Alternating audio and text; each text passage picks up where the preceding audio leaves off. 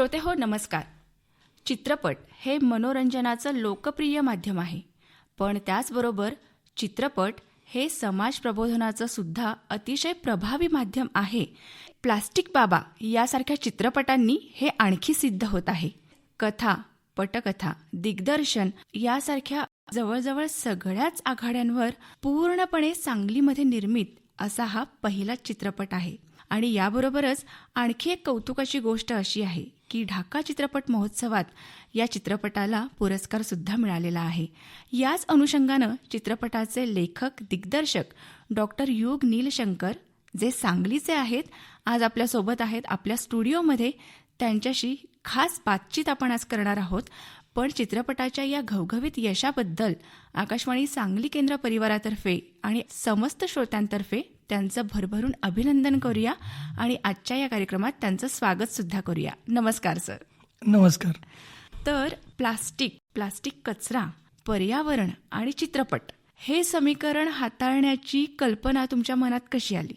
सर्वप्रथम मॅडम, सांगली आकाशवाणी आणि तुम्हा सर्वांचे आज आपण मला इथे ही संधी दिली त्याबद्दल मी तुम्हा सर्वांचे मनपूर्वक आभार मानतो. ॲक्च्युली प्लास्टिक हा विषय जगभरात फार मोठ्या पद्धतीनं समोर आलेला एक प्रॉब्लेम आहे. या प्रॉब्लेमला जेव्हा फेस करतो आपण तेव्हा लक्षात येतं की या पद्धतीचं जे प्रबोधन व्हायला हवं, प्लास्टिकवरती जे प्रबोधन व्हायला हवं, हे प्रबोधन आपण कोणत्या माध्यमातून करू शकतो, लोकांपर्यंत हे कसं पोचायला हवं. तर माझा विषय आहे चित्रपट. मला असं वाटलं की आपण याच्यावरती एक चित्रपट बनवू शकू का. तर सर्वप्रथम मला तो चित्रपट बनवताना डॉक्युमेंटरी त्याची होऊ नये म्हणून त्याची काळजी घ्यावीशी वाटली. कारण मी जेवढे कंटेंट पाहिले, जेवढं मी इंटरनेट रिसर्च केलं किंवा काही लोकांना भेटलो, तेव्हा मला कळालं की हे प्लास्टिक हा जो विषय आहे याच्यावरती माहिती भरपूर दिली जाते, माहिती स्वरूपात भरपूर कंटेंट आहे. मग याचा चित्रपट कसा बनवावा. तर चित्रपटाचं लेखन किंवा एखादी स्क्रिप्ट आपण जेव्हा करतो, क्राफ्ट ज्याला आम्ही आमच्या भाषेत म्हणतो, तेव्हा सर्वात महत्त्वाचं काय की स्टोरी लिहिताना त्याला एक सुरुवात असावी, एक मध्य असावा आणि एक शेवट असावा. त्यामध्ये थोडंसं एंटरटेनमेंट, मनोरंजन असावं. मग आता यात मला प्लास्टिक घेऊन मनोरंजन करायचं होतं. तर मी यामध्ये कॅरेक्टरायझेशन करत असताना त्या कॅरेक्टरला आपल्याकडे जसं कलेमध्ये पोवाडा किंवा या गोष्टी आहेत, तर असा एक पोवाडा गाणारा व्यक्ती हा या चित्रपटाचा मुख्य नायक आहे. तर तो पोवाड्याच्या माध्यमातून लोकांना प्रबोधन करत असतो की प्लास्टिक कसं वाईट आहे. तर आता या अनुषंगाने मी स्क्रिप्ट बांधण्याचा प्रयत्न केला. आणि जर आपण प्लास्टिक या विषयावरती, प्रॉब्लेम्स या विषयावरती जर बोलायचं झालं तर प्लास्टिकचे भरपूरसे प्रॉब्लेम्स आहेत जे आपल्याला समोर डोळ्यासमोर दिसतात. म्हणजे प्लास्टिक किती वर्ष टिकतं, नष्ट होत नाही, किंवा प्लास्टिक आता आपल्या ताटामध्ये कसं आलं आहे वगैरे वगैरे. तर असे भरपूर प्रश्न आहेत जे लेखन करताना, अभ्यास करताना मला जाणवले.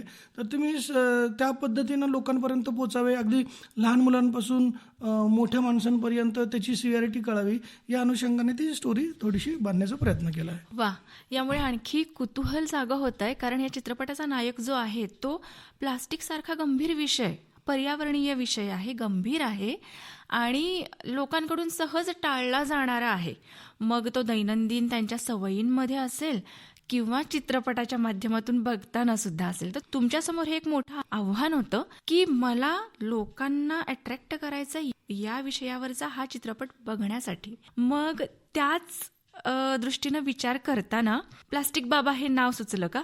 प्लास्टिक बाबा, आता ॲक्च्युली कसं होतं, सिनेमा म्हटल्यानंतर सगळ्या अनुषंगाने विचार करताना करमणूक हाच विषय प्रथमतः पाहायला जातो. बरोबर. आता मला यातून करमणूक करता करता काही संदेश द्यायचा होता. आता इथे सांगलीमधून कलाकार घ्यायचे होते आणि सांगलीमध्ये सिनेमा करायचा होता. त्या अनुषंगाने मला असं वाटलं की आपण नाव देताना असं नाव देऊया जे लोकांना सिनेमाचा संपूर्ण सार जो आहे तो पटकन लक्षात येईल.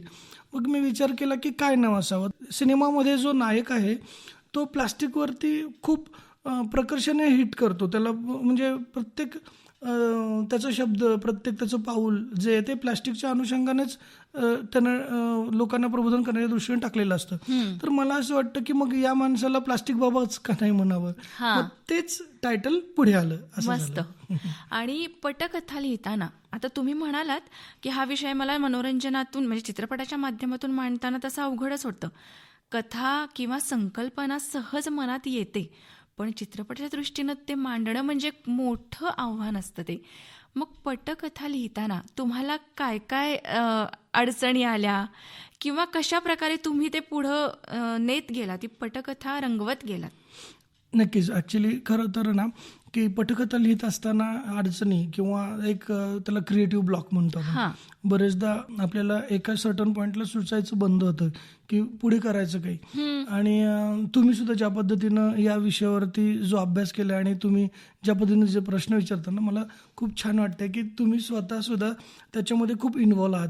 म्हणजे आता हे पहा, मला एकतर प्लास्टिकला इग्नोर म्हणजे नावं ठेवायची नव्हती. म्हणजे प्लास्टिक, मला प्लास्टिक खूप वाईट आहे किंवा प्लास्टिक नष्टच व्हायला हवं असं म्हणायचं नाही आहे. आपल्या सिनेमाचा उद्देश हा आहे की सिंगल यूज प्लास्टिक आणि पॅकेजिंग प्लास्टिक हे दोनच गोष्टी आहेत ज्या आपल्याला घातक आहेत आणि या दोनवरती आपला सिनेमा भाष्य करतो. We are not against the plastic actually. आणि मग हे सगळं पटकथेत मांडायचं आणि त्याला म्हणजे कन्व्हिन्स करायचं लोकांना की हा सिनेमा होऊ शकतो. तर सिनेमाची स्टोरी सांगताना मला थोडंसं थांबावंसं वाटतं, पण तरीसुद्धा आज मला असं वाटतं की थोडंसं आपण बोलूया त्याबद्दल. हरकत नाही. त्या सिनेमामध्ये आपण हे दाखवण्याचा प्रयत्न केला की त्याच्या घरातल्या कुटुंबातील एका व्यक्तीला कॅन्सर प्लास्टिकमुळे होतो आणि त्यामुळे ती व्यक्ती एक्सपायर होते. मग त्याला असं वाटतं की मी माझ्या जीवनामध्ये प्लास्टिकशी कधीही संबंधित नव्हतो आणि माझ्या घरातल्या व्यक्तीला प्लास्टिकमुळे कॅन्सर व्हावा आणि ती मृत्यू व्हावी. तर याला आता जो व्यक्ती कारणीभूत आहे तो मनुष्य आहे की प्लास्टिक आहे हे शोधण्यापेक्षा तो प्लास्टिकलाच कारण पकडतो आणि त्याला या जगातून कशा पद्धतीनं आपल्याला नष्ट करता येईल किंवा प्लास्टिकवरती कसं कंट्रोल करता येईल आणि ते मनुष्याला हानिकारक जे झालं आहे ते कसं होऊ शकणार नाही यावरती तो प्रबोधन करायला लागतो. आणि त्या पद्धतीनं तो पुढे जातो की जेणेकरून खरं तर हे बघा, तुम्हाला मी थोडंसं या अनुषंगाने सांगतो होता की प्लास्टिक बाबा या सिनेमामध्ये ना फक्त प्लास्टिक कसं वाईट आहे हे सांगितलं नाही आहे किंवा प्लास्टिकमुळे काय काय होतं, मनुष्याला काय आजार होतात, प्राण्यांवरती काय परिणाम होतात, जमिनीवरती काय परिणाम होतो आहे, समुद्रावरती काय परिणाम होतो आहे, हे सगळं दाखवलंच आहे.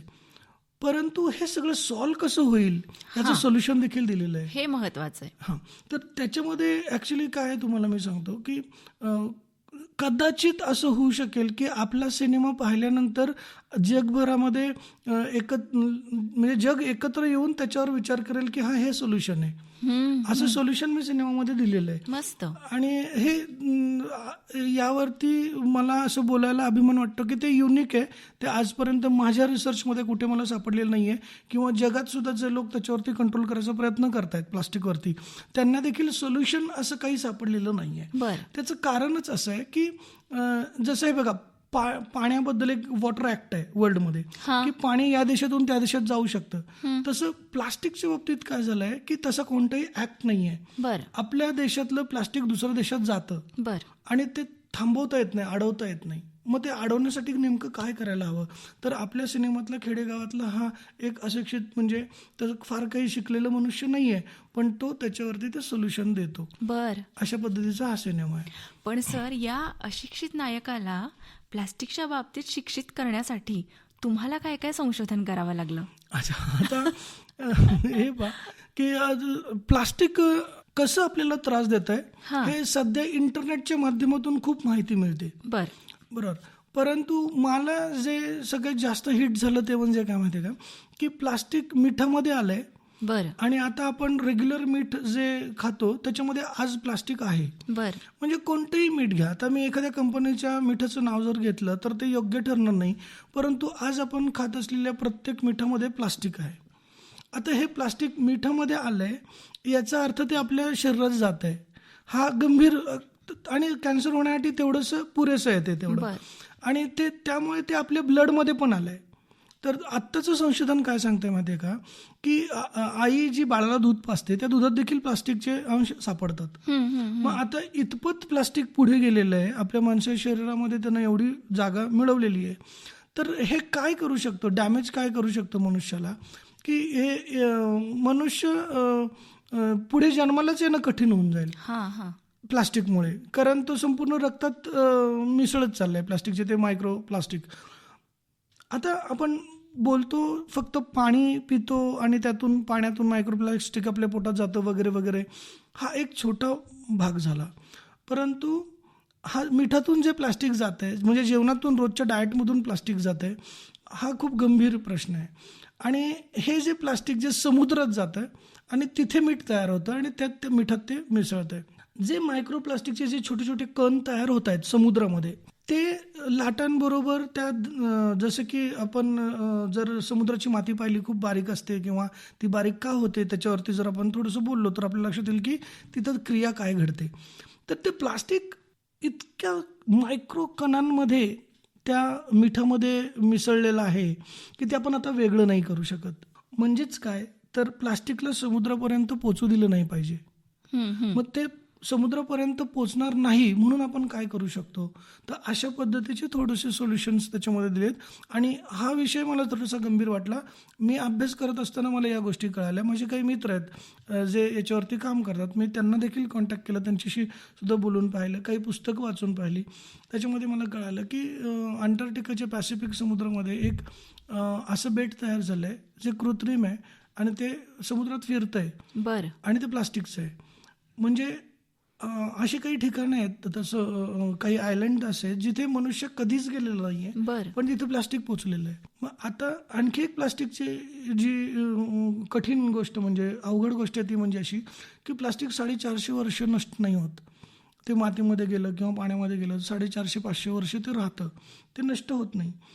आता हा विषय डिबेटचा नाही आहे. म्हणजे लोक म्हणतात की काही गोष्टी अशा आहेत ज्या आजकाल छोटे किडे इसेन्स काही आहेत की प्लास्टिक खातात वगैरे, ते प्रमाण खूप कमी आणि ते नगण्य आहे त्याच्यात. आणि जरी ते खाल्लं तरी विष्ठेतून पुन्हा प्लास्टिकच येणार आहे. तर अशा पद्धतीची ती सगळी गोष्ट आहे. तर याला एकच, आता रिसायकलिंग या विषयावर एक थोडंसं बोलूयात आपण. प्लास्टिक रिसायकलिंग हे खूप महागात पडतं रिसायकल करायला. नवीन प्लास्टिक निर्माण करणं त्याच्यापेक्षा खूप सोपं पडतं. बरं. म्हणून रिसायकल करणं लोक टाळतात. बरोबर. आणि रिसायकल केलेलं जे प्लास्टिक आहे ते रिसायकल केलेलं प्लास्टिक तेवढं पॉवरफुल आपल्याला मिळत नाही जेवढं सुरुवातीचं मिळतं, पहिलं असतं ओरिजिनल प्रोडक्शन जे असतं. मग त्यामुळे हे रिसायकल करणं बहुतेक लोक टाळतात. प्रोजेक्ट शक्यतो सक्सेसफुल होत नाहीत. त्यामुळे रिसायकलिंग हा एक पार्ट मी त्याच्यामध्ये आपल्या सिनेमामध्ये घेतलेला आहे की प्लास्टिक रिसायकलिंग ही थोडीशी कशी फेक गोष्ट आहे की ऍक्च्युली ती वर्कआउट होत नाही आणि त्याच्यावरती रिसायकल होईल असं सगळे टॅग्स असतात, सगळं असतं, परंतु त्यातही खूप नियम आहेत. आता प्लास्टिकमध्ये देखील ना, आता जसं ओव्हनमध्ये सुद्धा आपण प्लास्टिक वापरतो आणि ते चालतं असं आपण म्हणतो, पण त्याच्यात सुद्धा काही मार्क्स आहेत जे असे आहेत की किती वेळा आपण ते त्याच्यात यूज करायचं. म्हणजे ते ओव्हनमध्ये प्लास्टिकचं भांडं जे आपण वापरतो ते आपण रेग्युलर आयुष्यभर वापरू शकत नाही, त्याचं एक लिमिट आहे. त्यानंतर ते पुन्हा प्लास्टिक सारखंच तुम्हाला धोका देणार आहे. मग या गोष्टी आपल्यापर्यंत पोहोचत नाहीत किंवा या पद्धतीचं कसलंही प्रबोधन नाही आहे. बरं, आपल्या सिनेमामध्ये मला लिमिटेशन्स होते की मी किती काय सांगू शकतो, तर मी जास्तीत जास्त हे सांगण्याचा प्रयत्न केला आहे की सिंगल यूज प्लास्टिक आणि पॅकेजिंग प्लास्टिकवरती काहीतरी सोल्युशन निघायला हवं आणि हे कुठेतरी थांबायला हवं की सिंगल यूज प्लास्टिकचा वापर पूर्णतः बंद आपण करायला हवा. आपण नेहमी दुसऱ्यावरती अवलंबून राहतो, म्हणजे एक एक्स गोष्टीला समोर आणतो. आपण स्वतःच गव्हर्नमेंट आहोत, आपणच ते निवडून देतो, त्यामुळे आपण कोणाला तरी काम सांगायचं किंवा कोणावर तरी अवलंबून राहायचं ही वृत्ती आता बंद व्हायला हवी आणि आपण स्वतः शहाणं व्हायला हवं की आपल्याला आणि आपल्या पुढच्या पिढीला आता जर का आपण चांगला श्वास द्यायचा असेल, चांगलं जीवन द्यायचं असेल तर आपणच ही काळजी घ्यायला हवी. हा खरं तर खूप महत्त्वाचा आणि संवेदनशील संदेश तुम्ही या माध्यमातून दिला आहे की प्रत्येक नागरिकानं असा विचार करणं गरजेचं आहे की अगदी. मी स्वतःला गव्हर्न करायचंय. आता आपणच जबाबदारी घेणं गरजेचं आहे, कारण बऱ्याच गोष्टी आपल्याच दुर्लक्षामुळे किंवा आपल्याच चुकीच्या सवयींमुळे घडलेल्या आहेत आणि आता त्याचा धोका आपल्यालाच होतोय, तर आपण जबाबदारीही घेणं गरजेचं आहे. आता सर, तुम्ही सांगत होता संशोधन कशा प्रकारे केलं, अभ्यास कसा करावा लागला. अगदी ओव्हनच्या प्लास्टिकचं पण किती धोका आहे, म्हणजे ते कितीही सांगितलं असेल तरी हे निर्धोक आहे, तरी एका लिमिटपर्यंतच ते निर्धोक आहे. हा एक महत्त्वाचं तुम्ही आता सांगितलं. यातली पात्र निवडताना म्हणजे मुख्य नायक सोडून इतर पात्र ठरवताना तुम्हाला काय करावं लागलं? ऍक्च्युली चित्रपट पूर्णतः काल्पनिक आहे. बरं. आणि पहिली गोष्ट अशी की सांगलीतील सगळे कलाकार आपण या चित्रपटामध्ये घेतलेले आहेत. बरं. आणि सर्व कलाकार नवीन आहेत, पहिल्यांदा स्क्रीनवर येत आहेत. यामध्ये सगळ्या स्तरातले लोक आहेत. म्हणजे मला जसे हवे, काही टीचर्स हवे होते स्कूलचे, तशा पद्धतीची मुलं आहेत. काही खेडेगावातली मुलं हवी होती जी अगदी रॉ दिसतील तशी मुलं हवी होती. आणि मी सांगलीमध्ये एक छोटंसं इन्स्टिट्यूट चालवतो, ज्याच्यामध्ये ऑनसेट फिल्म एज्युकेशन नावाचं ते इन्स्टिट्यूट आहे, ज्यामध्ये मुलं ॲक्टिंग शिकतात किंवा फिल्म मेकिंग शिकतात. तर माझ्याकडे येणाऱ्या काही मुलांना देखील मी तिथे ट्रेन करून त्यामध्ये पार्टिसिपेट करवलं आहे. बरं. ही मुलं मात्र निवडताना आपण शक्यतो हे पाहतो की त्या मुलांचा इंटरेस्ट ॲक्टिंगमध्ये किती आहे आणि ते नेमकी त्या कॅरेक्टरला जात आहेत का. म्हणजे फक्त आपल्या इन्स्टिट्यूटमध्ये आहेत किंवा आपल्या ओळखीचे आहेत म्हणून यांना आपण कास्ट केले असं नाही आहे, परंतु तशी मुलं आहेत म्हणून स्क्रिप्ट लिहिली असं म्हणता येईल. अरे वा, कारण मस्त. म्हणजे असं झालं की अवेलेबल असणाऱ्या गोष्टीतून सिनेमा केलेला आहे. त्यामुळे अगोदर स्क्रिप्ट लिहावी आणि ते कॅरेक्टर्स क्रिएट करावे, मग ते शोधावे, असा तो सिनेमा नाही आहे. अगोदर कॅरेक्टर्स निघाले, त्या कॅरेक्टर्सला नंतर आपण सिनेमाचं स्वरूप दिलं आणि त्या अनुषंगाने ती स्क्रिप्ट लिहिली गेली. इथल्या लोकेशनला धरून ती स्क्रिप्ट लिहिली गेली. म्हणून आपल्या स्क्रिप्टचा जो नायक आहे तो खेडूत आहे आणि तो पोवाडा गातो आणि पोवाडा गाऊन तो प्लास्टिकवरती पोवाडे बनवतो. मग म्हणजे आणि असे 2-3 पोवाडे त्याच्यामध्ये टॉकेटिव्ह पोवाडे आहेत, म्हणजे अगदी म्युझिकल असे नाही आहेत. मी शक्यतो सिनेमाचा जो फॉर्म आहे तो थोडा रॉ ठेवला आहे, त्यामध्ये खूप असं म्युझिकल काही केलेलं नाही आहे. कारण त्याचे शब्द महत्त्वाचे होते, त्याचे थॉट्स महत्त्वाचे होते, ते लोकांपर्यंत पोहोचावे, त्या अनुषंगाने मी तो थोडासा रॉ ठेवला आहे सिनेमा. जसं तुम्ही विचारलात की त्यातले कॅरेक्टर्स हे सगळे माझ्या आजूबाजूला जे होते, जे मला अवेलेबल वाटत होते, त्यांच्याच प्रतिमेला नजरेत ठेवून मी इकडचे कॅरेक्टर्स तयार केले आणि तशा पद्धतीचा तो सिनेमा आता म्हणजे पूर्णत्वाला आलाय. वा, या दृष्टिकोनातून सुद्धा हा एका वेगळ्या धाटणीचा चित्रपट आहे. कारण आधी तुमच्यासमोर कॅरेक्टर्स आले आणि मग तुम्ही कथा, पटकथा पुढे लिहित गेला आणि चित्रपट तयार झाला. आता लोकेशनचा विषय निघाला बोलता बोलता. सांगलीमध्ये शूटिंग झालंय म्हणालात, तर मग त्याविषयी थोडंसं, म्हणजे कुठल्या लोकेशनला चित्रपट शूटिंग करताना तिथला अनुभव कसा होता, त्यासाठी विशेष करून जिथं खूपच जास्त डम्पिंग आहे अशा ठिकाणी वगैरे जावं लागलं का, लोकेशन्स कसे निवडले? अच्छा, मी शक्यतो एका गावात सगळं शूटिंग केलंय आणि मी असं सिनेमामध्ये जास्त प्लास्टिकचं डोंगर किंवा प्लास्टिकचा कचरा हे दाखवण्यावरती भर नाही दिलेला. ऍक्च्युली प्लास्टिकच्या इफेक्ट्सवरती जास्त भर दिला की प्लास्टिकच्या मुळे होतंय काय, नेमकं लोकांना काय होतंय, प्राण्यांना काय होतंय, अशा पद्धतीत त्या गोष्टीवरती जास्त भर दिलाय. त्यामुळे याचं जे शूटिंग आहे हे सगळं सांगलीच्या गुंडेवाडी नावाच्या एका गावामध्ये केलंय. ऑलमोस्ट सिनेमा संपूर्ण तिथेच पूर्ण झालाय आणि इथे सांगलीमध्ये एक छोटी शाळा आहे, त्या शाळेमध्ये शाळेचे 1-2 सीन झालेत. असे लोकेशन अतिशय कमी आहेत, म्हणजे एक गावाच्या आजूबाजूचा परिसर आणि त्या गावातला पार, लोक आणि एक शाळा, एवढ्यातच सिनेमा संपतो. त्यामुळे 3-4 लोकेशन्समध्येच आपण तो सिनेमा संपवलाय. हे सगळं सांगली शहर आणि गुंडेवाडी. त्यामध्ये मला खरं तर सांगली शहर आयुक्तांचे खूप धन्यवाद मानायचे की त्यांनी आम्हाला खूप सपोर्ट केला. त्यांनी धन्यवादाचं लेटरही दिलं आणि हो, जिथे ते शूटिंग करायचं तिथे जशी अवेलेबिलिटी असेल तिथे आम्हाला त्यांनी भरपूर सहकार्य दिलं. सांगली महानगरपालिकेचे सुद्धा धन्यवाद मानायचे आणि सांगली जिल्हा परिषदेचे सुद्धा धन्यवाद. हा चित्रपट साधारण किती अवधीचा आहे? ॲक्च्युली 93 मिनिट्सचा सिनेमा आहे. बर. जनरली काय असतं की आपल्याकडे फुल लेंथ फिल्म आणि शॉर्ट फिल्म असे 2 पॅटर्न असतात. त्यामध्ये 80 मिनिटच्या अगोदर जो सिनेमा संपतो त्याला जनरली शॉर्ट फिल्म म्हणतात आणि आपल्याला फुल लेंथ फिल्म करायची होती. सिनेमामध्ये गाणी वगैरे नसल्यामुळे तो साधारण 93 मिनिट्सपर्यंत गेला आहे. गाणी असती तर एक तो 100 किंवा 103-4 मिनिट्सपर्यंत म्हणजे 2.25 तासांपर्यंत गेला असता.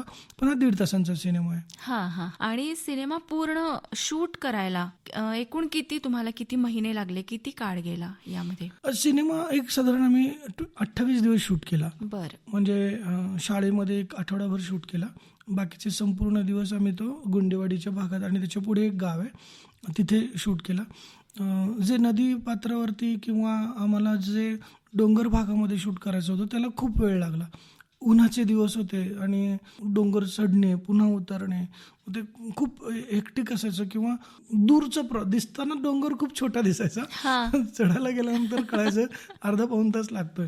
मग तो वेळ असा खूप जायचा त्यामुळे थोडा वेळ लागला. अदरवाईज सिनेमा तसा 20 दिवसात 22 दिवसात व्हायला हवा होता, परंतु 28 दिवस लागले त्याला. बरोबर. हेच आहे चित्रपटामागचं खरं आव्हान. खरं तर म्हणजे संकल्पना येते मनात, कथा सुचते, पटकथा पात्र हे पण सिलेक्शन होऊन जातं, पण प्रत्यक्षात जेव्हा शूटिंगची वेळ येते, लोकेशन निवडायची वेळ येते आणि हे सगळं निभावून न्यायची वेळ येते तेव्हा खरा कस लागतो. आणि यामध्ये आर्थिक गोष्टी तर खूपच महत्वाच्या असतात. मग या बाबी तुम्ही कशा निभावून नेल्या, आर्थिक बाबी? आपल्या इथे सांगलीमध्ये डॉक्टर किरण बोंगाळे म्हणून आहेत. त्यांनी या चित्रपटाची निर्मिती केली आहे. बरोबर. महत्वाचं म्हणजे काय माहिती मॅडम, सगळ्यात महत्वाचं बरं झालं तुम्ही खूप सुंदर हा प्रश्न विचारलेला आहे. कारण सिनेमा म्हटल्यानंतर करमणूक किंवा एंटरटेनमेंट किंवा कमर्शियल सेन्सनं लोक सिनेमाकडे पाहतात. अशा पद्धतीच्या सिनेमाला कोणी प्रोड्युसर किंवा कोणी पैसे खर्च करायला तयार होत नाही. आणि बरेचदा लोक म्हणतात की मग असे सिनेमे म्हणजे आता मी डिरेक्टर आहे किंवा मी लिहिलं आहे तर मीच खर्च करून मी का नाही करत हा सिनेमा. तर बरेचदा असे प्रश्न निर्माण होतात, म्हणजे कॉन्ट्रोवर्शियल असे प्रश्न निर्माण होतात की दुसऱ्याच्या पैशानं मग प्रबोधन करायचं किंवा काय. तर ॲक्च्युली ना हा विषय त्यांनीच निवडलाय. किरण बोंगाळेंचं मी का आभार मानतो किंवा त्यांचं का कौतुक करतो, कारण मी त्यांना भरपूर विषय सांगितले होते.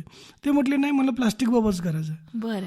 आणि मी म्हटलं सर हा सिनेमा आपल्याला फेस्टिवलसाठी वगैरे करावा लागेल, हा त्यात धाटणीचा सिनेमा होईल. त्यामुळे ते म्हटले ते मला काही कळत नाही पण मला हे आवडले, मला हे करायचं आहे. तर मग मी त्यांना म्हटलं पहा हे डॉक्युमेंटरीसारखं होऊ नये म्हणून त्याच्यावरती काम करावं लागेल, वेळ जाईल किंवा काय.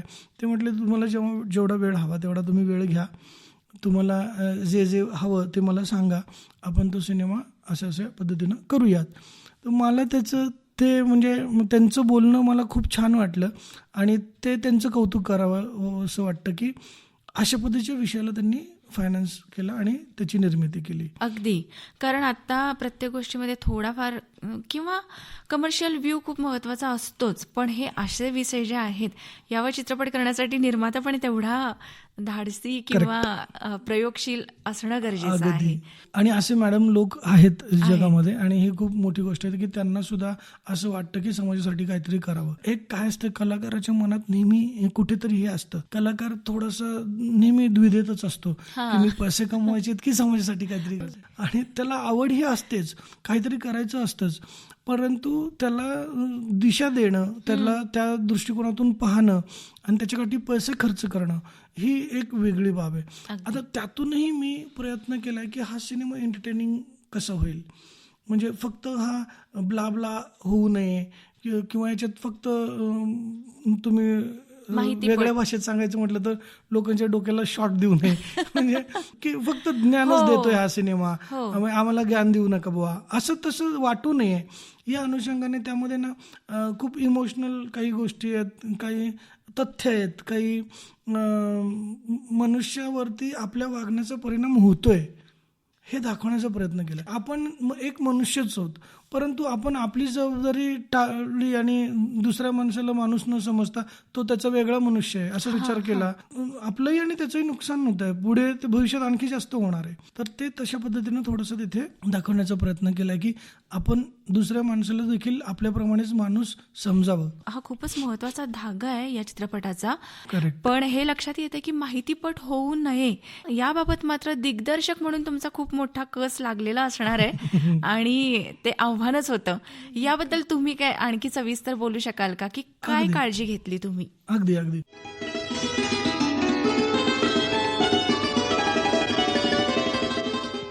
तर श्रोते हो, शालेय वयापासूनच निर्माण झालेली अभिनयाची आवड जोपासत पुढे मराठी, हिंदी चित्रपटांमध्ये तसेच अनेक नाटकांमध्ये भूमिका करत करत आता आंतरराष्ट्रीय चित्रपट महोत्सवात पुरस्कार प्राप्त चित्रपट तयार करण्यापर्यंतचा प्रवास सोपा नक्कीच नव्हता. डॉक्टर युग नीलशंकर यांचा हा प्रवास अतिशय प्रेरणादायी आहे. अनेक चढ उतार सुद्धा आहेत त्यामध्ये आणि अनेक रंजक किस्से सुद्धा आहेत. हे सगळं आपण ऐकणार आहोत आजचे पाहुणे या कार्यक्रमाच्या पुढच्या भागात.